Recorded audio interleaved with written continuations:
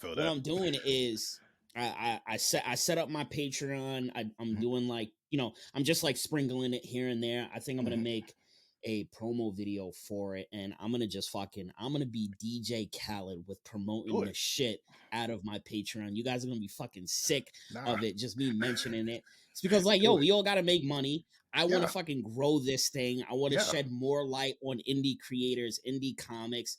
I want to start getting into indie like cartoon and anime, and also indie video games. So I got mad shit, mad plans, mad goals, and you need money, because money is going to buy me obviously more equipment and shit like that, but it's also going to buy me my time back.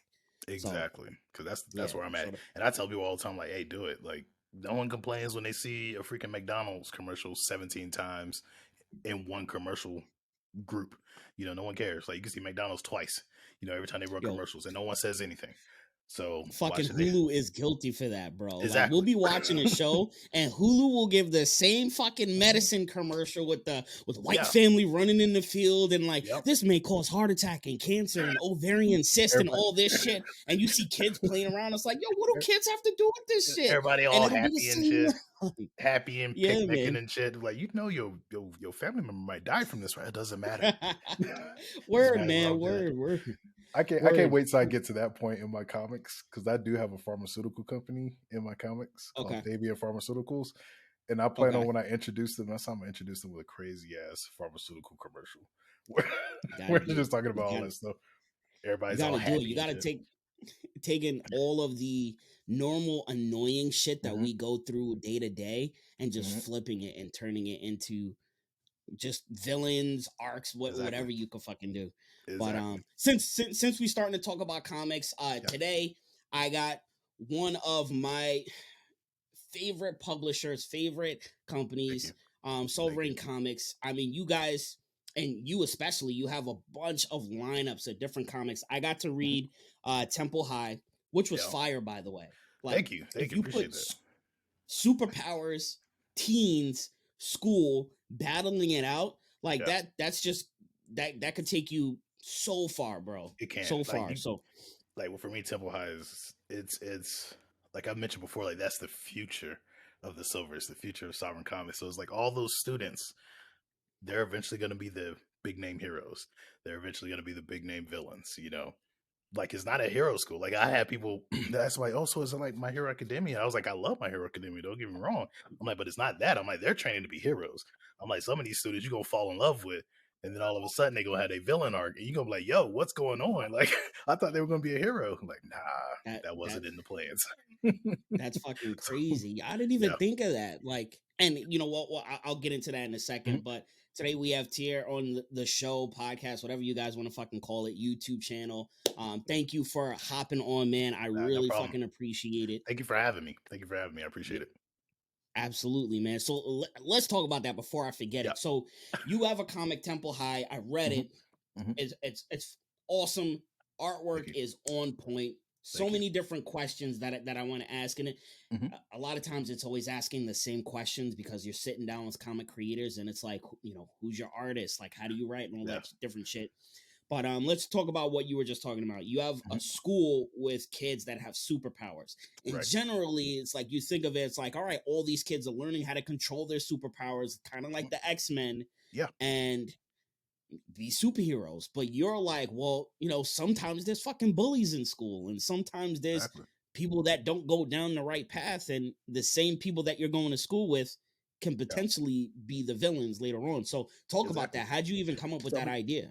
So in a lot of stuff in the Sovereign Comics, what I want to do is, in a sense, kind of hold a mirror up to the world, but put it in imaginative escape, like a fantastical world, so it feels familiar, as you're reading. You're like, oh, I feel like I ran into somebody like that, So with Temple High, I looked at it, I'm like, everybody that I graduated with, not everybody became a doctor, not everybody became a business owner, not everybody became a cop, policeman, military.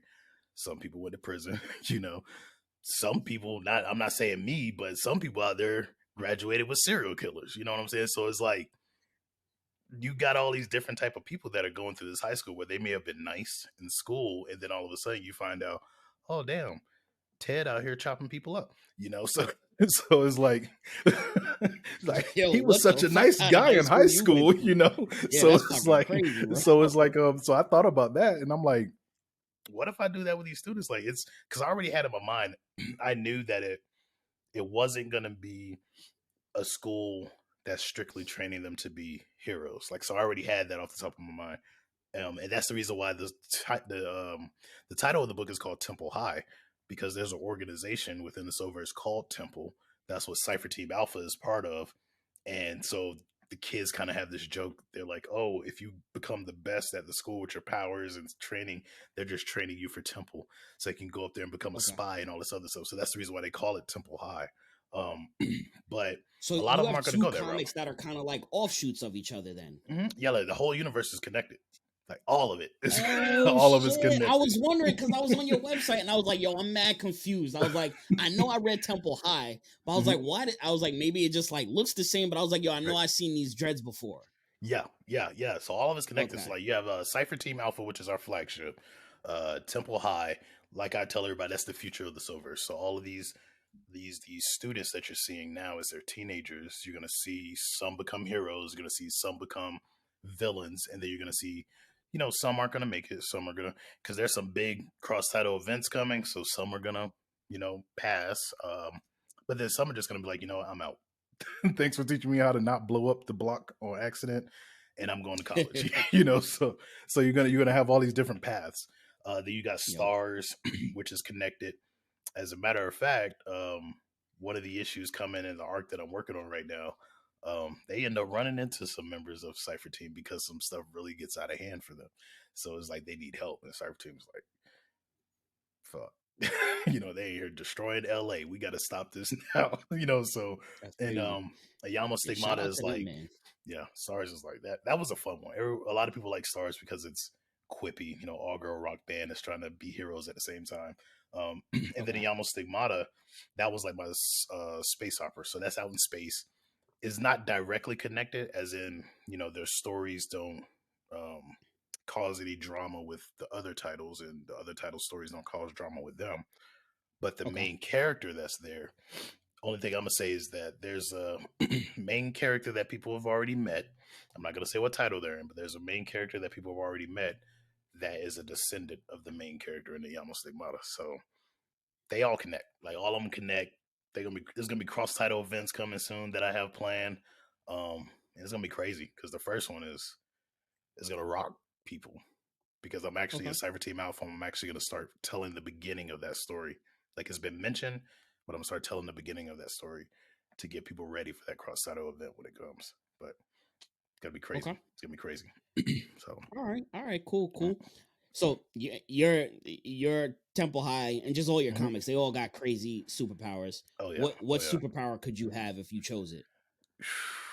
Man, see, so like me, I'm kind of greedy. Like one of the things I always thought about, I was like, if I could choose a superpower, my superpower would be to be able to do whatever I can imagine, which is OP as hell. But I'm pretty sure I could be beaten if somebody is like a super genius and they're like, hey, I could talk him into beating himself, you know. But if I were to pick any of my characters' powers, probably would go with Rhaenys. Mainly because and he's the leader of Cypher Team Alpha. But I'd probably go with him because he has kinetic based powers, and I've always liked kinetic based powers. You know, you got Bishop, Gambit's kinetic base. The Hulk has some kinetic base abilities and stuff like the harder you hit him, the harder he can hit back. So you have all these kinetic based characters, and I think the only one they really treated correctly as far as kinetic energy was the Hulk. Like I don't think they really treated Bishop that well.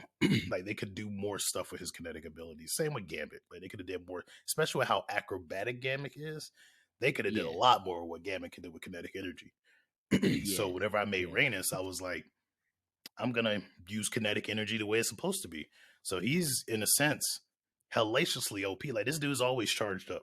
Like like he's always charged up. And so like people ask him like how are you always ready to go? Like your powers are kinetic. And he's just like, well, if I walk, I'm charging my powers. If I snap my fingers, I'm charging my powers. If I flip my locks, I'm charging my powers. All of that is kinetic energy. And I just take the movement from that and charge myself up. So that's basically how he works.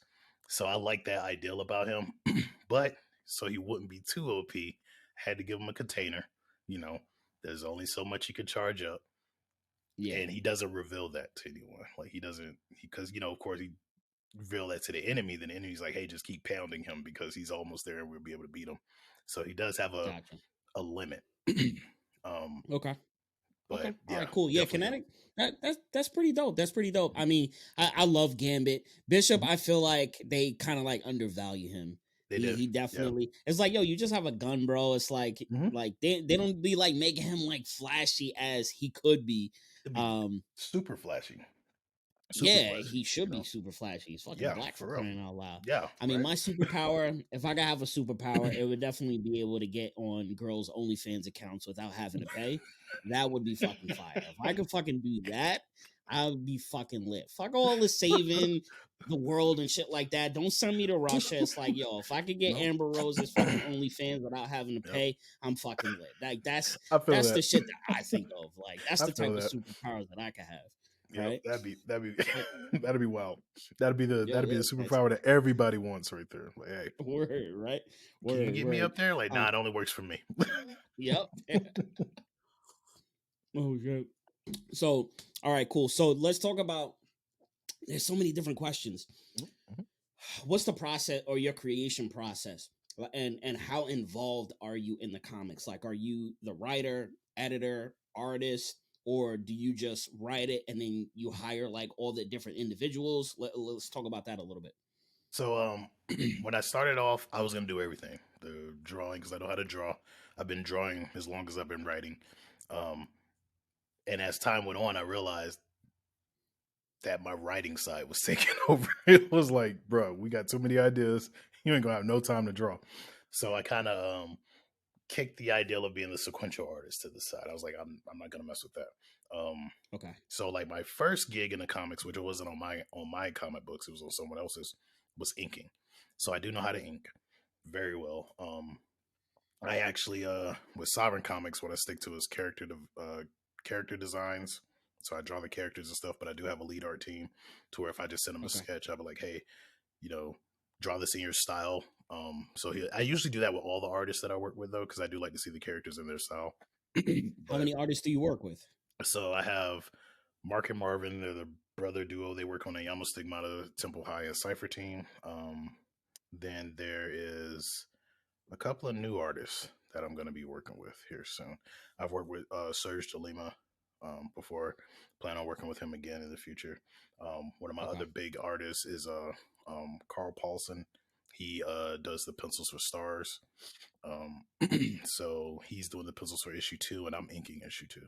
So yeah, so I do like I write the stories, I wrote the universe, I do the character designs, I do the editing, I do the lettering, and I do the inking for stars. But I have brought in some more. I brought in some more editors, so now I have like other folks who are editing. Like LaShawn Colvin, she was actually the editor for Stars issue 1 for me. She was the first editor that I brought in that wasn't myself, because me and her were like real good friends, and I was like, hey, you want to edit Stars? Because I was helping her with her Beautiful Soldiers book.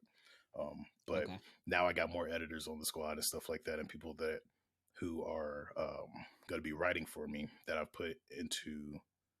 Well, they have their own stories, but they're going to be bringing stories into the Silvers. But I put them into assistant editor positions just so they can learn from me as the EIC and then the editors that have edited before.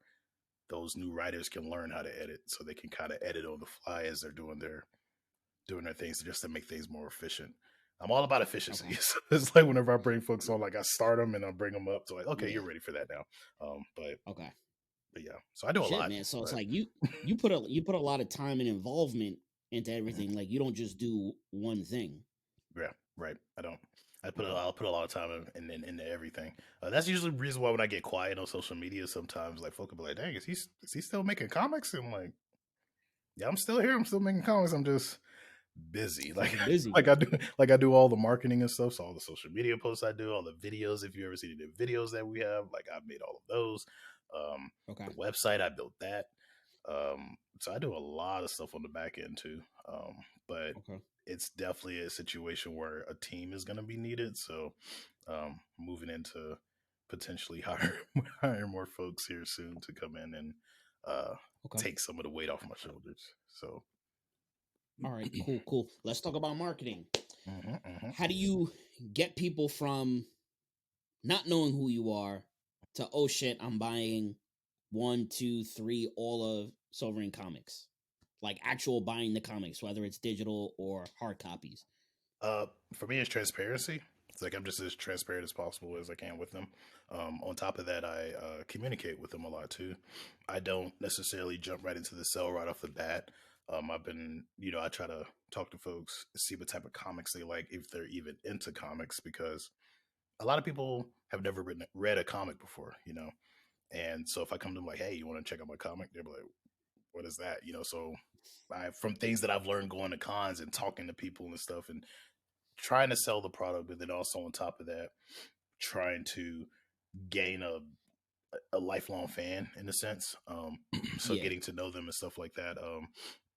I just learned a lot of different tricks in that, and not really tricks. I'll say things that help me to better talk to people to get them to buy the stuff. So, like I said, I start off transparency fully. I let them know what the universe is about. Like, hey, I'm all about imaginative escape. That's what my stories are about. And some people ask, well, am I going to see anything political? And I'm just like, well, what do you mean by political? And they'll give me their definition. I'm just like, well, it really depends. Like for me, if I put something political in the story, you can believe that story's plot called for it. Like for instance, a Yama Stigmata issue 2, hella political. But a lot of people didn't feel that because of the way that I wrote the story and brought them into the story. So it was almost like I gave them what they didn't want, like what a lot of people say they don't want with the political books and stuff, but told them a good story in the process, so they didn't even think about it. They were just like, "Yo, the story's dope." But it was a lot of political stuff, a lot of stuff that, like when I was writing it, I took like a 3-month break because I went back and read the pages that I had because I took a little break. And like I think it was like a 2-day break, and then I went back and read the pages because I was gonna start back writing again. And I looked over it, and I was just looking over everything that I had wrote because I was in a zone while I was writing it, and I'm like, "Yo, this kind of hits a little close to home. Like this feels like I'm telling the story of slavery," which I was, which I was like, and I didn't realize it until I reread it, but it had me angry, it had me sad, and I was just like, you know what? I'm taking a break. But then when people started reading after I published it, like people came to me in my DMs like, yo, you made me cry with this story. I was like, wow, okay, well, I did my job. As long as you were drawn in. But then a lot of people also said I saw they were like, I saw what you did with it. And I was like, I didn't even realize I was doing it until I went back and reread it. And then it was like, oh shit. Okay, well, let's keep going because it's part of the plot. It's needed, so let's keep it going. So all right, cool. So you're doing a lot of connections at like different Comic Cons. That's one of the things that I juggle with myself. It's like, do I go to Comic Cons? Do I not? It's like everybody's telling me, yo, it's a great networking opportunity. And I always want to have that healthy balance because, like you said, you kind of take like a little hiatus from social media. It's because you're writing, you're doing a whole bunch of stuff, building up your universe, and then you hop back. And so it's like, man, do I, take the time out to go to these Comic Cons, or do I like plan out my content so it like stacks up, and then I could travel and do different things? I don't know. And you're in Colorado, right? Yeah, I'm in Colorado, so for me to go anywhere, is it cold up there right now? It's getting cold. It was like 40 earlier today, and I I had to take my son to school, and like I go outside and I kind of look at him and my daughter, and I'm like, dang, I know I've been here for too long because I'm from North Carolina. Like I grew up near the beach, so I'm like, that's what I was looking at right now, man. Okay. Wilmington, North Carolina. Wilmington, my family in Jacksonville, man. I lived. I grew up in Trenton, so like that's the town that I lived in, was in Trenton. So I went to Jones Senior. I don't know if you heard of Jones Senior, but that's the high school I went to. Okay, all right. But yeah, so like I'm like, I told my son, I was like, man, I know I've been here too long. And he was like, what do you mean, Dad? I was like, because I'm out here in Crocs, shorts, and a t-shirt, and it's 40 degrees. Yeah. I was like, I've been here too long. I was like, I've been here too long. two of my good friends, they actually lived in Colorado. They lived in Boulder, or I don't know, fucking somewhere, but they actually moved to Wilmington, North Carolina also, because I guess they were tired of the cold. Yeah. And they were like, all right, we want to move back to the beach, because all of us are originally from Long Island. So I'm talking shit to you like it was cold. And it was like, yo, it was cold fucking in New York also. So now it's like 80 degrees here in October. It's about to be November. And every day I go outside and I'm like, oh shit, like it's really like hot out here. Like this is like midsummer in New York. So I'm just fucking enjoying it. But that's the one thing. All right, we I getting miss that though. sidetracked. But I miss that. Yeah. I just say that I miss that weather though, like for real. But yeah, it's fucking nice, man. It gives you or at least it gives me like those little dopamine spikes. And now I live somewhere where there's palm trees, which I'm not used to ever, because there's no fucking palm trees in New York. You know what's in New York? Bums, coldness, attitude, and fucking Yankee and Mets, and that's it. And I fucking loved it. But like coming down here, it's like palm trees, like that's fucking nice. Like, you know, it keep even thinking about it is putting a smile on my face right now. Wilmington is dope. Wilmington is dope. I was actually supposed to go to UNCW. That was one of the schools I was looking at when I graduated from high school. Was UNCW. University. All right. I don't know if that's it's I've passed it before, but it's somewhere around here. Yep. All right, cool. So that's dope, man. So let's get back to the marketing. So you're doing a lot of connections at these Comic Cons. Let's talk about like internet wise, like social media. Like, are you doing retargeting for your website? Are you doing, Google ads? Are you doing Facebook, Instagram ads? Like, is there anything that you're doing as far as like paid marketing and things like that? Yeah, so like I do Facebook and Instagram ads. I do those. Try to do them at least once or twice a month. Mainly to get folks to look at the page and stuff like that. And it's drawing people in, and it's brought on conversations and stuff, and people want to know what it was I was doing. I haven't jumped on Google Ads yet, but I do plan to. I'm just looking at it and everything and making sure that when I step into it, I do it correctly. I feel like it's one of those things, like even with Facebook and Instagram ads, like I researched those before I did them because I felt like it was one of those things that first impressions mean a lot. So if I come out there with a crappy ad or something that's not right, it may turn folks off, and then when they see the name again, they're like, "Oh, there's that crappy ad, dude." So like I don't want folks to feel that way, but people are gonna do it anyway. But I just want to make sure that at least I can say, bro. Right. Yeah, okay. You can redeem yourself. It's like first impressions are important, but they're not the end all be all. Look at fucking Kanye, bro.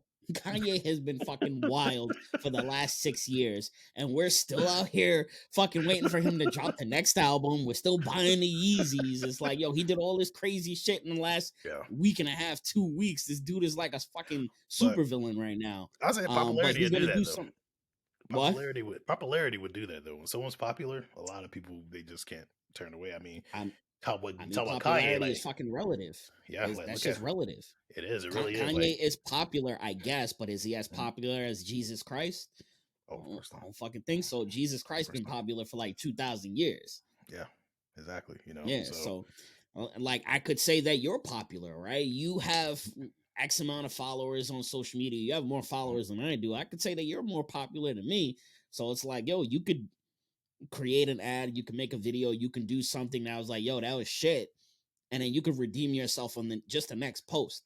Like I'll put up a post. I think I just put up a post. I didn't even look at the stats, but like I put up the post, 33 views in like an hour. I'm like, yo, this is crazy. Like, what the fuck is going on? Right. But then I'll make another post the next day, and that shit fucking pops. Like 2,000 views, X amount of views, X amount of likes. And then I'll look at the other post that I thought was trash. And then 2 weeks later, now that shit's like spiking. So it's like, you never know, bro. Very true. Very true. I've had that happen before. Like I've like posted reels or I'll post a TikTok and it won't do well. And then all of a sudden I'll go back to TikTok and it'd be like 2 weeks later and all of a sudden it's just flipping. And I'm like, oh, okay, well that's interesting. But it's weird how social media works. That's why like with social media, I used to like really care a lot. Like as far as, I got to make sure it's perfect. And now like I still wanted to look good because I wanted to be attention grabbing, but in the same vein as like, okay, and I'll make the post. Like for instance, I did like a post where I would just show the script, and it did well because I showed the script and then I showed the page that I had inked. So I did well, and then people was asking questions or was complimenting the inking and stuff, and then I put it in my stories and asked folks, "Hey, like have you ever seen a comic book script?" And I found out like a lot of folks has never seen a comic book script, which makes sense. I mean, it's not like everybody's seen a movie script either or a TV show script, But a lot of people thought it Yeah. was cool to finally to see one and see what um a comic book script entails, like what it is that the artists look at whenever they start drawing things, so yeah, so like some of the, like you're right though, like some of those posts you think won't do well. Like for me, I was looking, I was like, this ain't gonna do that well. People are gonna look at it like, what the hell, what is this? But it actually did well. And Yeah. it brought on some conversations, and that's just some of the, as far as marketing, like I said earlier, like transparency and building a conversation. That's been like my main point, like just being honest with folks, Okay. and also building that conversation, opening those doors for that conversation, so they can come in and ask me questions or find out more about the universe. Um, so yeah, but yeah, that definitely built Okay. a good conversation. So it was a good post, even though I thought it wasn't going to do that well. Okay. All right. Cool. So nice. So we're doing a little mix of Mhm, ads. We're doing a little mix of networking. mhm, Obviously we're doing social media. Social mhm. media is like that tricky monster, tricky Oh yeah, animal right oh now. yeah, I oh feel yeah, like, especially for Instagram, is because yeah. they're trying to duplicate what TikTok does. Mhm, And TikTok algorithm is good, but for the short term, mhm. Instagram is good for like I'm seeing, and I don't really know, but like they're saying like TikTok is like you can make a post that could like mingle and churn for like a month wise, and then Mhm. YouTube is like everlasting, like long. Yeah, Like you can make a video today and that shit'll still get views and still pop like 10 yeah, years from now. exactly. And I think that's because Google owns YouTube, and it's like Mhm. they know what the fuck they're doing with their Yeah, analytics. not to So mention they that's they why put I'm that super their search engine is like the YouTube search engine. I think it's like what they say, like number two to Google, which makes sense. Google, like you just said, Google owns yeah. YouTube, so it's like I guess the YouTube search engine gets used so much, and then I'm pretty sure you've done this before. Like you probably went on Google and was like, how do I set up such and such for a podcast or whatever? And what does it do? Pops up a YouTube video, and then it's Yeah, like pops up bro, all we these get YouTube flooded. videos. Yeah, and you see some of them be like 2016, 2017. And you're like, I'm in 2022. I want to know what's going on now. But you're Yeah. right though. Like that's the reason why like I've been working on my YouTube page more. Like I have some things coming to it that I'm actually going to be doing a post about, revealing it to folks like what's to come. But yeah, YouTube is one of Promote those that things I'm shit, bro. focusing on. Promote Yeah, it. exactly, exactly. Get folks ready for it.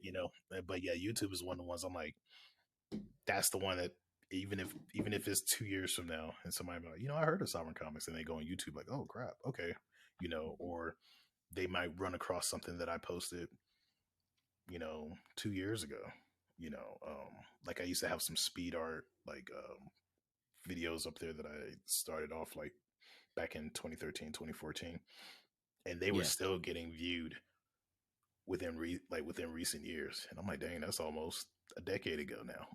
And it's Yeah. still getting looked at. So that's when I was like, okay, I gotta get back on this YouTube because that's crazy. So that people will want to look at something that's a decade Yeah. old. So Yeah. I mean, I got videos up there that I look at now, I'm like, yo, these videos are trash. But like a lot of the reviews that I did back yeah. then, and it's like, yo, they're still getting fucking views. Mm-hmm. And that's just dope. It's like, all Yeah. right, cool. And now because like I'm slowly learning, I'm learning types of content that people Mm-hmm. like. I'm learning how to create content that is like for me shit that I like doing. So like Mm-hmm. if I put it out there and like it's whatever, it's like all right, cool, it's out there. It'll pop some point. But like now I'm starting to do the reviews, and I'm Mm-hmm. starting to see a lot more engagement with Yeah. those type of videos. So as opposed to I would get like a specific number of views on all my content.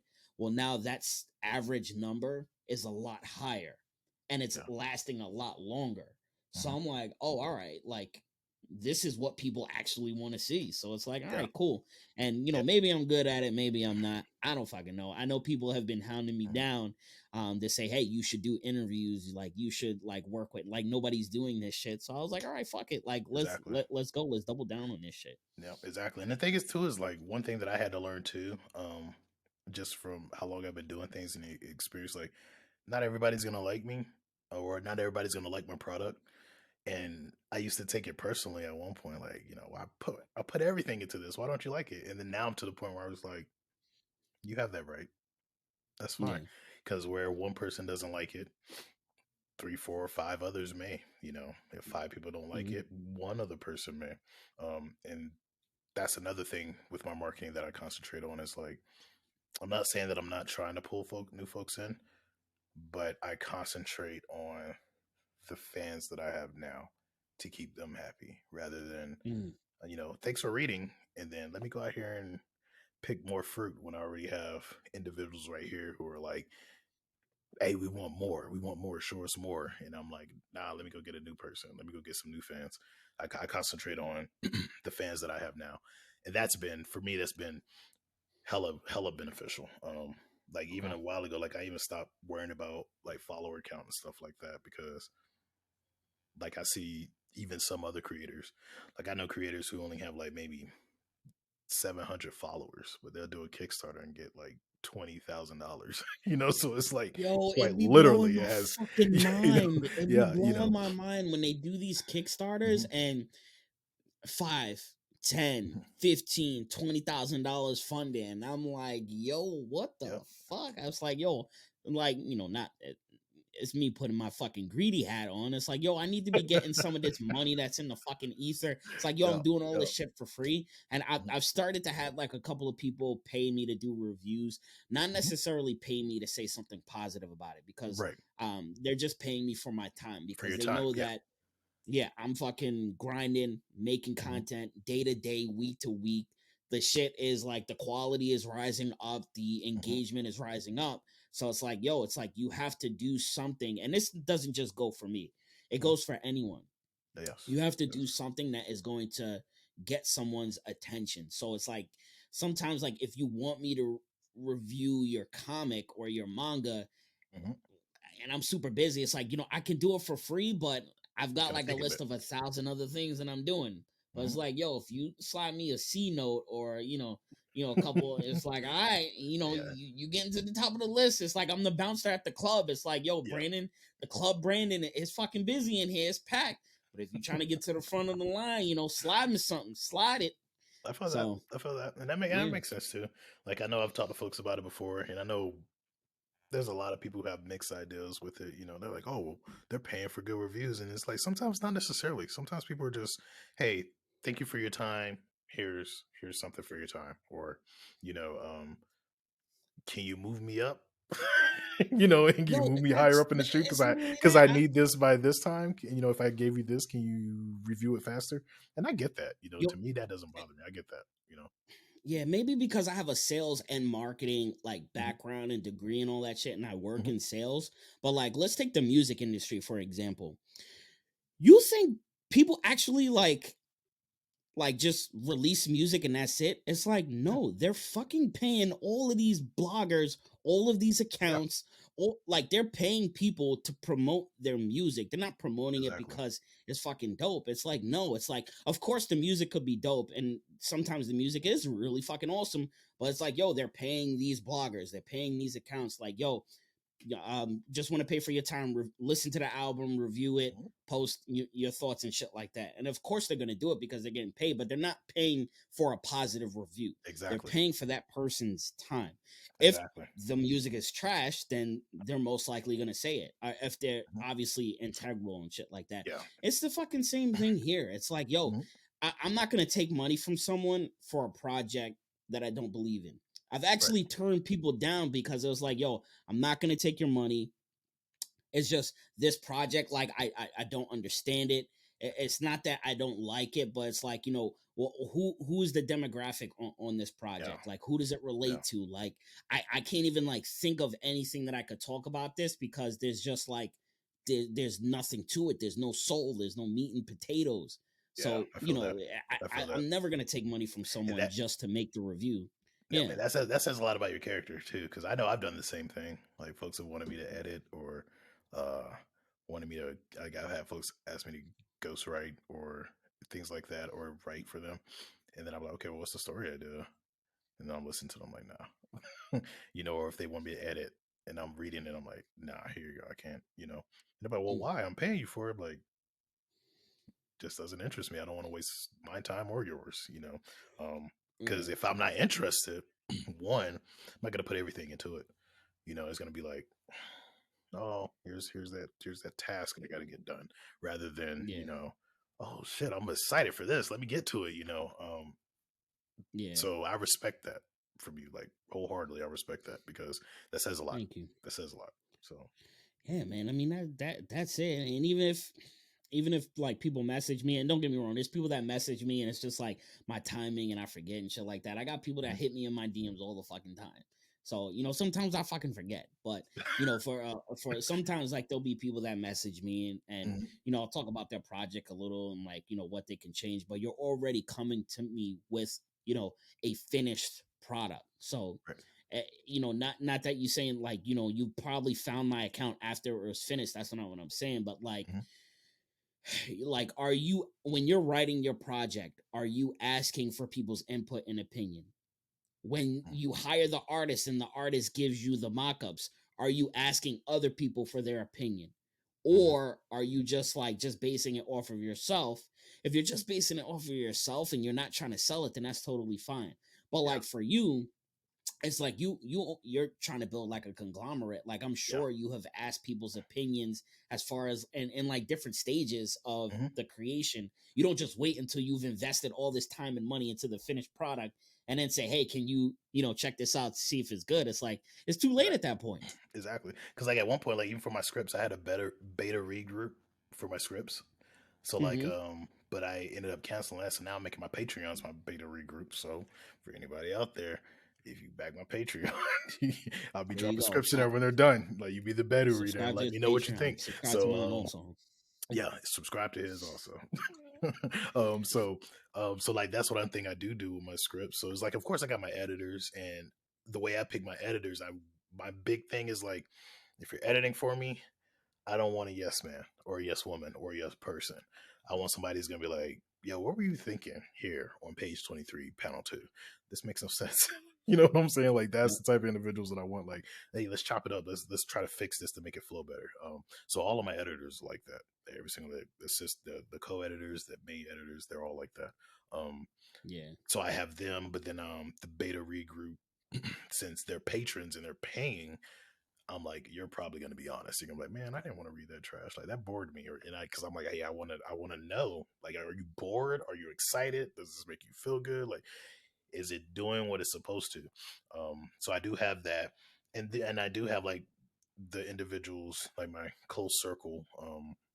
It's like, you know, 5 folks that I keep really close, and whenever art is being done, other than the artists, and the way I work with my artists too is when I send them the script, I let them know like, hey, I'm writing this, even though I am an artist, I'm writing this from a writer's point of view. You're going to be drawing this. So if I have 4 panels on a page, and one of those panels you look at it and you're like, okay, this might need to be 2 panels, let me know. And then show me what you got. And all my artists, they have that leeway to, even for them, like they're even editing as they go. So like all my books in a sense are like being edited the entire process, which makes me mad sometimes, because like sometimes like even after I letter it, like I'll go back and look and I'm like, damn, that wasn't supposed to be that version of the eye, you know. It's because, you know, in comics you got the eye with the bars and then you got the regular eye, you know, and you only use the eye with the bars when you're talking to yourself. So there's been some comics where it slipped through to be the eye with the bars for not them talking about themselves or something like that, you know, because it'd be on a word like ivory and it'd be like the eye with the bars rather than the line. I don't know if you ever noticed that before with comics, but yeah, like if they're talking about themselves, like it's say, I'm gonna fight this character, or I'm gonna leave for the night or something like that, it'd be the eye with the bars because they're talking about themselves. And then if it's I, like bite and you have the I in it, or ivory and you have the I in it, that's just the regular lowercase I. So it's like stuff like that. Yo, now I need to look at a fucking comic. I'm like, all right, yo, wait, like I never fucking noticed that. And I'm thinking, because it's like, yo, I know I've seen both. Holy shit. Yeah, yo, I never fucking realized that. Why. Yeah, so it's like sometimes after the book will leave and I get it out there, I'll catch one and I'm like, son of a bitch. Like, how did I miss that? But you know, yo, really? Yeah, that's fucking crazy. I never even realized that. Yep. Next time you get a chance, check it out. Because, you know, like in most comics, That's the reason why I think Marvel kind of went to a lot of their comics that all of the letters aren't capital anymore. Because at one point it was like everything was a capital letter, and that's how they could tell the two apart: the I for possessive, and then the I that's in the word.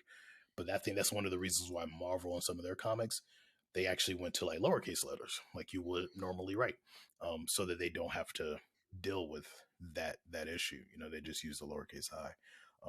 Okay. But yeah, so yeah, if you ever read a comic where everything's capitalized, like check that out. Like, because I think Marvel still does have some comics where all of their lettering on the inside is capitalized as well. So, but yeah, check Yeah, that the out next time last you get a Marvel rerun. comic, the last comic I read was the What If Thor with the trash ass writing by fucking whatever the guy's name is, Yehude or whatever. Yeah, that shit was ass. But yeah, I'm trying to remember. Yeah, I can't really remember the text. I got to go back and look at it. But yeah, I never really noticed that. See, it's like you learn new shit all the time, every day. That's why so I like like, fucking doing this shit, because it's like I would have never fucking like known that or even realized it. Because like a lot of people don't pay attention unless, and honestly, I don't even want to say unless they're avid readers, because I don't even think a lot of them really pay attention, because it'll get pointed out to me. Like whenever I've done that and it is pointed out to me, it'll either be pointed out to me from a letterer who understands it, a comic writer who knows about it, or like my editing squad. Like that one of them will go back and read the book and be like, "Hey, you forgot this one ain't supposed to be the I with the bars. It's supposed to be the regular I." And I'm like, "Fuck," you know. So yeah. So it's one of those things where it's kind of like a lot of people now they say, "Well, I'm not going to follow that. I'm just going to do it however I want." But for me, the way I look at the comics, for me, it kind of makes things a little more streamlined on the eye, especially how long I've been reading comics. And I know for me, a lot of the individuals who read my comics have been reading comics since like one guy who reads my comics has been reading he's been reading comics since the 60s. So he reads my comics. So 60s, it's like, yeah, that's a long time to be reading fucking comics. Exactly. And then like you're reading this new guy. Yeah, I haven't even been reading. Like, I wasn't like a massive comic book collector or like reader, but I had like, I would buy comics like sporadically. For me, it was movies and cartoons. Always movies, cartoons, toys. That's probably why you see a lot of the influence on just all kind of shit really outside of comics. And that's probably why I'm so good at, well, whatever, I'm not saying that I'm good or anything, but so good at reading projects, don't doing them. downplay yourself. If you're good, you're good. Don't downplay yourself. Yeah, so good at just like picking different things out of stories and reading it. It's because I've digested so much variety in areas of storytelling, just not isolated to comics, that I'm able to just pinpoint different things and say, oh, this is dope, this is creative, this is cool, this is a little shaky, this is trash. I'm able to kind of spot those different things. But yeah, that's kind of like always been my thing. It's like, I can go from watching The House of the Dragons to reading a Marvel comic book to watching fucking Power Rangers from the 90s to now I'm watching One Piece. And I know for a long time I've always said that I don't like One Piece, but I'm trying to understand that fan base, because obviously the fan base is fucking massive. And if I ever created anything to even have half that fan base, I would be fucking set for life. So it's like, yo, I need to watch this to see what the fuss is about, why everybody likes this shit. And I'm watching it and I'm like, all right, I could see, number one is nostalgia. Like, people love nostalgia, so they love to see things that makes them remember when they were a kid. So a lot of people started watching One Piece when they were in elementary school, junior high school, whatever it is. So I could see that aspect. It's the storytelling. One thing that I noticed, like with that early anime, it's almost like it's episodic, but it's a continuous story. So something like Pokemon, for instance, like we know Pokemon, like you could watch any episode and be fine. Yeah, it's fine. But the episodes tell a continuous story because he goes from town to town catching Pokemon to Pokemon and doing all that shit. So it's the same thing with One Piece. Like in the beginning, I'm on like episode 45. So forgive me, One Piece fans. You know, don't flame me. You got a long way to go. Yeah. I'm gonna probably be watching this until my kids go to college. But For real. Yeah, it's a lot. It's a lot. But yo, I got up to the first episode that literally had me like actually like paying attention because I was like, oh, this is actually fucking solid. And like now I'm starting to see why people like this character Luffy is because he stands up to any villain for his crew. He's about that action, you know, even though he's unconventional. I've never been the fan of the stretchy guys. So Mr. Fantastic, Luffy, Rubber Band Man, fucking, what's the Plastic Man? Like, I've never been a fan of people who stretch. Like, if it, and probably mostly because they're all guys, and it was like, yo, if there's women that were stretching, then you got me. You do have the one. The mom from Incredibles. Yo, see that? There you go. Girl. That's why I do this. Yes, I have watched Incredibles 1 and 2 a million times, and all of it is because of Mrs. Incredible. Like, yo, she got the hit. Yeah, she's the best. She's the best stretch person. Yeah, forget Mr. Fantastic. It's like, Reed, we don't give a shit about you. We want Mrs. Incredible. If Mrs. Incredible and Mrs. Fantastic had a TV series or a movie, I'm sold. Take my fucking money, Disney. Like, Disney does own both, so you never know though. They might start doing. So it'd be crazy. I can't believe I forgot about Mrs. Fantastic. Yeah, she's fire. She's definitely fire. But yo, let's talk about this. What's your favorite superhero company? Like DC, Marvel, like what's your favorite? So me, I like DC and Marvel. Being a nerd, I like all of them, but I've always been a DC dude. Like I've always been a DC guy. My favorite group of characters in the DC universe is Green Lanterns. Mainly really? John Stewart. Okay. Like John Stewart was my dude. Like I like Al Jordan, I like Guy Gardner, you know, Kyle Rayner, Kilowog, all of them, love them. But yeah, I've always been a Green Lantern dude, mainly because I'm really big into sci-fi too. So I enjoyed seeing these superheroes out in space and stuff like that. But yeah, I'm a DC dude to heart. Love Marvel too. Know the lore and everything like that. Of course, X-Men was my thing there. That's the reason why I like in the Silververse, one of the things I did to pay homage to the X-Men, because I call my mutants phenosapiens because Marvel doesn't like it if you use mutants and DC doesn't like it if you use metahumans. So I call my phenosapiens. But my catch-all, I call them Zenith, which I came to that point because you know how they say humanity, we're like the horizon in evolution. We're there. So the Zenith science term is above the line above the horizon. Okay. So I named them Zenith, but I made it right. Yeah, it's crazy. Like even the derogatory term that I gave them is the line that's under the horizon, which is nadir. So I research a lot. I'm weird like that. Okay. But what I did for Zenith, that's good because that shit that people will fucking find out like 10 years ago. Like, oh, that's what that shit like, means. Damn, yo, that's what crazy. Like right, I'm still learning shit like that. I can't remember the last one, but like I'll learn something and I'm like, yo, that's what that fucking means. That's what Marvel or that's what DC meant when they did that. I'm like, yo, that's fucking crazy. And it's cool too when you drop those little things that like that originally. You just drop them in there. But what I did to pay homage to the X-Men is for Zenith, instead of using a Z, I used the X. You know, instead. So that's what I did to pay homage to my love for the X-Men, and to pay my homage to the love for Green Lanterns, I created a force in the Silververse called the Blue Fire Guardians, which we already actually met one. She was Jayana, the one. Actually, we met two. Well, one of them's a Pink Fire Guardian, the other was a Blue Fire Guardian. But we met two of these Universal / Galactic / Realm Guardians, Jayana in Temple High, and then Chi-Chi also in Temple High. Chi-Chi was the one who flew over with the soda machine. So, and then Jayana, she was the one who flew after her. So we've met two of them, but that title's coming later where we're gonna meet more of them, and then more of the other wielders of the flames and stuff like that. That's gonna really bust open the sci-fi side of the Soulverse, even though Yama Stigmata does that.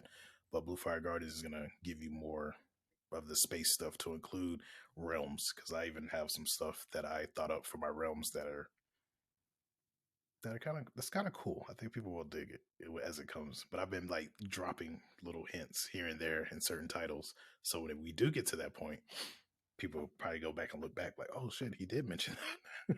He mentioned that a long time ago, you know. So, but yeah, I like DC and Marvel both, but DC is that's my mainstay. So it's fucking weird, man. I feel like as big as Marvel is, I run into people all the time who say they like DC more than Marvel. And it fucking baffles me because I'm like, I fucking love Marvel, bro. Like, I love Spider-Man, Wolverine, Nightcrawler, Thor, Hulk, like, and I feel like there's way more range on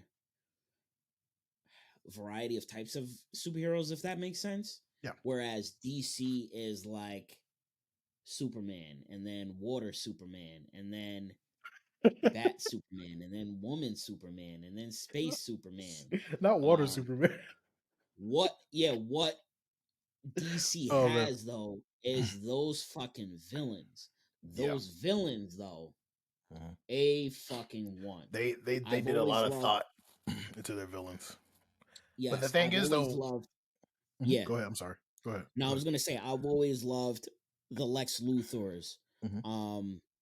You know, the fucking billionaire who fucking makes money. And it's crazy because now we see those Lex Luthors like popping up like fucking Jeff Bezos and Elon Musk. And people like, looking at them really like... have those. Yeah, we didn't really have those like back in the 90s, but like now it's like, yo, we see fucking Lex Luthors like walking around on Earth. Joker, A1 villain, A1. I mean, pretty much all of Batman's villains are incredible. Yeah, he got great villains. He has some of the best villains in comics history. Period. And it's like the crazy part too. Like I know Fantastic Frankie mentioned it because I've said it before to my friends, and they were like, well, "Who's one of your favorite villains?" And I was like, "The Reverse Flash." And I know she mentioned it on one of her videos where she was talking about how petty he is. And I was thinking, I was just laughing the whole time because I was like, she's right. I'm like, this dude went like he had nothing to do with the Flash. He had nothing to do with the Flash, but because the Flash got his powers, he got jealous of this man because he wanted to be him. And he wanted to be his nemesis. So he's like, I'm just going to go back and kill your mom and make you hate me. Like, who does that? Who does that? Yeah, Reverse Flash. Like, yeah, but that's why like DC, I feel like DC's villains are more appealing than their heroes. And that's what I've always said about DC. I was like, DC, if you guys want to smoke Marvel, focus on the villains. And like I could pull in one of my friends. I've been saying this for like 10 years. I've been saying this for so long. Even before I got into like, I've been saying this for so long. DC, focus on your villains and make the superheroes like in the background. Right. And they're starting to do that now, like with the Joker movies, even though it's not really tied to like we haven't seen Batman or anything in it, but still it was like a really, really good movie. And now they're doing it with Black Adam, where Black Adam gets his whole it's the fucking Rock, right? So DC execs, like they need to be getting somebody's on listening for the Rock. Yeah, and so it's something I heard recently. I don't know if you heard this yet. You may have, but you know how gosh, why is his name escaping me right now? But the director for the Batman, you know how he brought in the villains with that. So he's about to do a bunch of spinoffs. I think he's starting with the Penguin, and then he was talking about doing something with Clayface and like pretty much all of Batman's rogues gallery, where he's gonna do like these TV spot spinoffs. And so I'm just like, so it's funny you mentioned that because I'm looking at, I'm like, man, like that's gonna be crazy. That's gonna be dope, you know, if he does that. Get that fucking Alfred series the fuck out of here. We don't want to. We don't want an Alfred series. We don't want an Alfred series. We want that Penguin series, especially Colin Farrell's Penguin. That Mafia, his acting in that fucking. He was so unrecognizable. He was so unrecognizable. Like obviously the face and everything was amazing, but his accent, like the way he talked, and you know, I'm from New York, so like I know people with like thick thick Italian accents that talk like that, and they're on the older side. And I'm like, yo, this shit is fucking fire. Like Yeah, he that's did what we amazing. need. He did amazing. Yeah, we need that. We that's need I I don't know how I feel about this new Joker being a musical and Lady yeah, Gaga and shit like that. But that was weird. you know, I'm gonna give it a chance. I'm gonna give it a shot.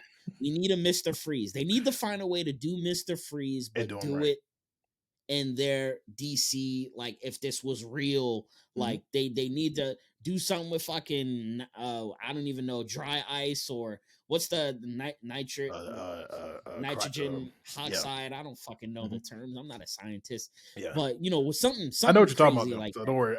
Yeah, and I think they crazy will. Like that. And I think they will, because I mean his story's heartbreaking. And that's the thing too. I think with a lot of the way they did with their villains is, and I think this is the reason why a lot of people gravitate to DC villains more than the heroes, is because it's like with the heroes, they base them off of like Greek and Roman gods and stuff, like pantheons, and that's kind of how their heroes are.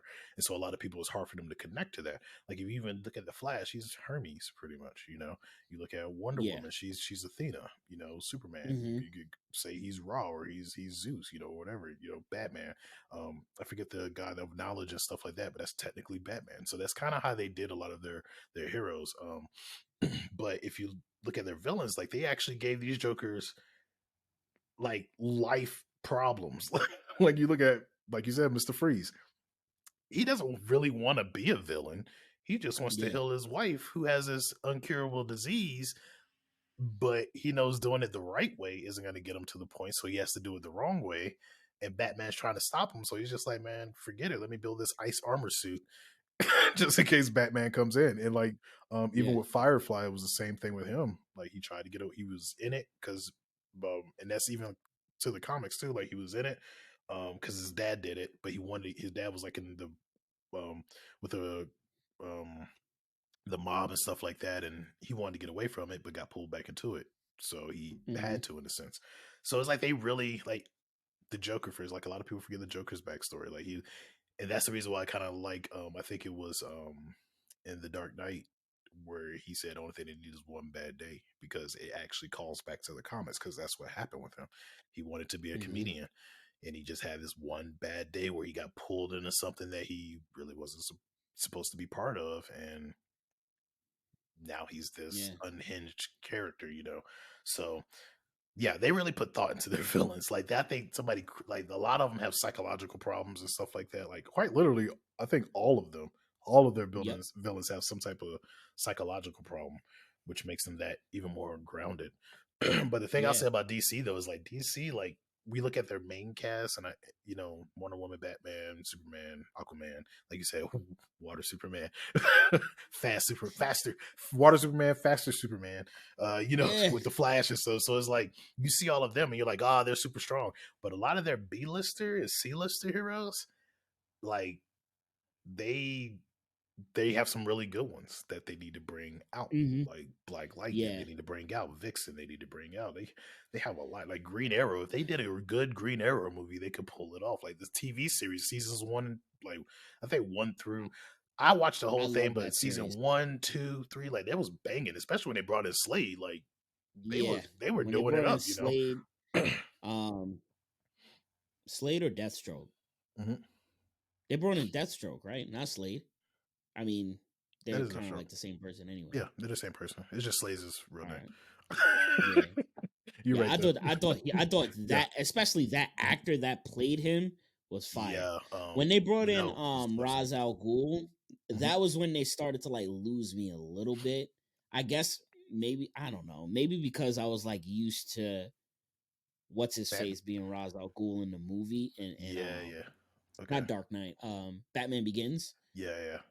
But I don't know. It's just like maybe his accent or some shit like that. Yeah, like I feel that. Me off. I can feel that. And then a lot of people had complaints too with the Batman stuff, because they were like, it feels like he's still in Batman's story. But with Green Arrow, his story was his entry was like he did have that. He crashed, like his boat crashed, everybody died. He was the only survivor.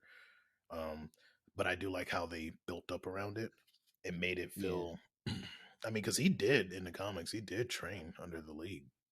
he didn't go as far as like I don't think he had that much of a connection with Ra's al Ghul as much as Batman did, but he did train under the League for a little bit, so it made a little bit of sense. But I can understand where people were like, "Oh, they're giving him Batman story," and I was like, "Okay, I see what y'all was talking about." But yeah, I think like a lot of their B and C lister characters, if they started doing movies and actual TV shows and bringing them in and doing them right, like they can kill it, you know. The thing with DC is they have to earn the right to do that. Yeah. So like we didn't get a Hawkeye series or a Black Widow movie until Marvel did it. Yeah, until Iron Man, Thor, Hulk, Spider-Man, like everybody got their shit, and then it was already in the universe. So it was like, all right, cool, we're gonna accept it. We're getting extra, but like you still haven't committed to Superman. What the fuck's going on? We had 12 different Batmans. Yeah, you had a decent Wonder Woman movie, and then that second one was atrocious. Yeah. What the fuck is going on with Ezra Miller? Like his ass needs to be in jail. Talk about that nigga is Reverse Flash. I don't care what anybody says about Ezra Miller, but he is Reverse Flash. Like what is going on? And then I'm hearing that Aquaman, like the first one was going to be serious, and then the next one is going to be more jokey. Like I don't know. It's like it's mad confusion. And then we got Black Adam, which I'm not gonna lie, even though I'm a Marvel stan, I'm part of the Marvel gang. Like I'm repping the set. That Black Adam is looking kind of fire. They haven't had too much detail in the trailers, so that's already a good indicator that there's gonna be some shit that's gonna like pop off. I already saw the ending credit scene. Oh, you saw it? Don't tell. I already know though, because like I be following it and like I be following it deeply. So when everybody was like, "Oh, you know, Ben Affleck's not coming back and Henry Cavill's not coming back," I'm just like, the way Henry Cavill looked at that Superman suit, you think they really gonna go out there and start looking for new Superman? Like that man is Superman. He's the best Superman. You know, I don't and give then a shit what anybody says about Zack Snyder's Superman. Those fight scenes in the Superman were the best fight scenes that we have ever gotten in Superman history, but also probably 1v1 like I'm sorry, Superman history, but also 1v1 in superhero history. Yeah, I think that the next biggest fight to me, where you actually saw like hands being thrown, because when Superman was fighting Zod and Feora, and they were throwing hands, they were like punching him in the throat, like blocking, throwing hands. You know, for real. You know, like I think the only other fight I see that was close to that when Thanos gave Hulk hands. Like when, like that was the only other fight I see that was like really close to that, because Thanos gave him the work. I thought I had a controller in my hand when they was fighting. It's like they had like the side profile, and Thanos was like, "All right, get these hands off me." Punched him in the neck. Boom, boom, boom, and then he caught. And it was so funny. Like I had to rewind it when I like. Because like when I saw it in the theater, of course you can't rewind it. But when I actually saw it, like when I got the opportunity to see it get streamed, I had to rewind it and look at it. Because as a fighter, like I'm trained to fight, so I'm just sitting here looking at it like, what trained fighter did they bring in for this? Like somebody like was really showing him, because I'm sitting here looking at him, I'm like, he beat Hulk's ass so bad he calmed him down. Like I don't think like when you fight somebody and you give them the hand to work so much that they just like, I don't even want to fight no more. Like that's some elevated level stuff right there. He put paws on the Hulk. He put those paws on him. There's been a lot of firefights throughout MCU. I mean, Tony versus Winter Soldier and Captain America, legendary 1v1 fight. Most definitely. The Avengers, when they were fighting the robots of Ultron, and like it had Vision, Scarlet Witch, Quicksilver, all of the other Avengers fighting in like that little like tube ship. Just the cinematics alone in that, phenomenal. Agreed. I mean, there's been so many just like incredible fights that have been across the whole MCU. We need to see some more of that shit. So I'm hyped for when X-Men pop in, and then we really get to see what MCU can do with the X-Men property, and also Fantastic Four. But I'm more excited about X-Men. That's what I've been waiting for, the X-Men, because the only thing it's gonna do is it's gonna bust the bottom out. It's gonna give them so much more. Like because a lot of people, and I'm not expecting everyone to be super duper on the comic book stuff, but people know the popular characters of X-Men, Jean Grey, Wolverine, Cyclops, Storm, some may know Nightcrawler, some may not, but those four people know, especially Storm, Wolverine, and Cyclops. Like people know who they are. But now you getting everybody, like Kitty Pryde, Sunspot. You getting every people that they don't even know. They're just gonna be coming in. You're just gonna bust the bottom open now. So I'm excited to see what they do. I'm excited to see how they bring them in, what their plan is. So yeah, like I'm ready for it. Like, and I already know, they already try to make hints towards it. Like with Kamala Khan being a mutant, which and this is just me personally, I think they should have still probably made her an Inhuman, only because I think now that everything's back in the hands of Marvel, I think that if they did an Inhuman movie, they would do it right. Even if they brought old dude back, I think they would do it right. It wouldn't be like that what they did with the TV show. I think they would actually make it better. Hopefully. I'm not too. Inhumans is one of like the arcs that I'm not too like versed in. I don't really know too much about Inhumans. I haven't like gone out to fucking like dig deep in the comics and shit like that. They're a weird lot. I'll say that. They're weird. What'd you say? They're weird. Yeah, they're like weird. As far as like how they got their stuff, they're weird because they weren't. It's like they were born with this mutated gene, but their powers in a sense kind of never activated because they're descendants of, and they already mentioned it in Eternals how they were messing with humans and stuff, so they're kind of descendants from that, but their stuff just never activated. Whereas when you have the other mutants, their stuff, their mutant gene activated. So with the Inhumans, it has to be activated for them, and that's how a lot of them got their ability. So it's gotcha. They're weird, but I don't know. Like I think they would do good by it. But I don't know. I'll leave it in. I trust Kevin Feige, like you said. You gotta get that trust, and he's gotten my trust. So I'm like, hey, all right, let's see what you do. Let's see how you do. But I know with DC with their new owner, everybody was angry, but he's righting the ship right now. He was like, we're getting rid of everything. His first thing he said, they said, like some of the stuff I was watching, they were like, the first thing he said when he came in was like, why isn't there a Superman movie? Why isn't there a Superman movie? Like that was the first thing he said. And so another thing found out today too, Man of Steel 2 is on the way, which when I first heard about that, I was like, so you're going to keep Man of Steel as the title. You're not going to change it. Because to me, I'm like, everybody's like, oh, they're trying to break ties or everything Zack Snyder did. But I'm like, they're keeping pretty much the entire cast he picked. They're keeping the titles. Like, are they going to slowly bring this man back? And I mean, what are they going to do? Bring him back. Bring him back. Like, bring him back. I think, how Justin Timberlake brought Sexy back? Bring him back right now. Yeah, yes, we need like DC needs Superman. Like as much as I shit on DC, I want them to succeed. I want them to win. I don't want them to be in shambles. Don't think that you're doing better than Marvel now. Marvel, that's the gang, that's the set.